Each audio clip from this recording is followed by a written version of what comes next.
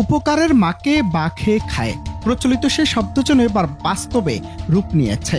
কারণ ট্রাম্পের কথা রেখে দক্ষিণ কোরিয়া এখন এক অস্বস্তিকর পরিস্থিতির মুখোমুখি।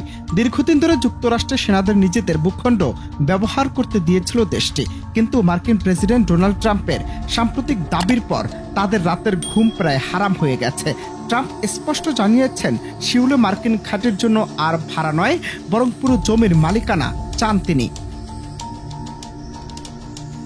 সংবাদ সংস্থা রয়টার্স বলছে যুক্তরাষ্ট্রের সবচেয়ে বড় ঘাঁটি রয়েছে দক্ষিণ কোরিয়ার পিয়ংতেকে। ক্যাম্প হ্যাম্প্রিজ নামের পরিচিত এই ঘাঁটি নির্মাণ শেষ হয় 2018 সালে। প্রায় 12,000 মার্কিন সেনা ও কর্মী সেখানে অবস্থান করছেন। এতদিন চুক্তি অনুযায়ী লিজে পরিচালিত হচ্ছিল ঘাঁটিটি, কিন্তু ট্রাম্প এখন সেই চুক্তিতে অস্বীকার করে মালিকানা দাবি করেছেন। শুধু পিয়ংতেক নয়, দক্ষিণ কোরিয়া জুড়ে ছোট বড় মিলিয়ে 15টি মার্কিন ঘাঁটি রয়েছে। এখানে মোটামুটি 28,500 সেনা মোতায়েন রয়েছে বলে তথ্য পাওয়া যায়, যদিও ট্রাম্প দাবি করেছেন তার সংখ্যা মাত্র 4,000। ওয়াশিংটন দক্ষিণ কোরিয়ার প্রেসিডেন্ট লি জে ইয়ং এর সাথে বৈঠকে বসে ট্রাম্প এ প্রস্তাব দিয়েছেন।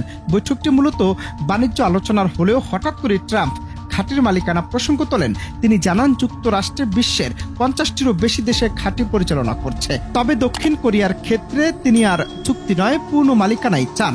এজন্য ভয়ঙ্কর দখল পরিকল্পনা। তবে কি দক্ষিণ কোরিয়া দখলে নিতে যাচ্ছে যুক্তরাষ্ট্র? আন্তর্জাতিক বিশ্লেষকরা মনে করছেন ট্রাম্প যদি এমন দাবিতে সফল হন, তবে বিশ্বের অন্যান্য দেশও একই হুমকির মুখে পড়তে পারে। কারণ এ পর্যন্ত যুক্তরাষ্ট্র সব দেশই লিজ চুক্তির ভিত্তিতে ঘাঁটি পরিচালনা করেছে। মালিকানা নেওয়ার উদ্যোগ কেবল অযৌক্তিক নয়, অবাস্তব বটে। ফলে দক্ষিণ কোরিয়ার জন্য এটি এখন এক কূটনৈতিক দুঃস্বপ্নে পরিণত হয়েছে। অনন্ত হাসান মাসুদ, বাংলা টিভি।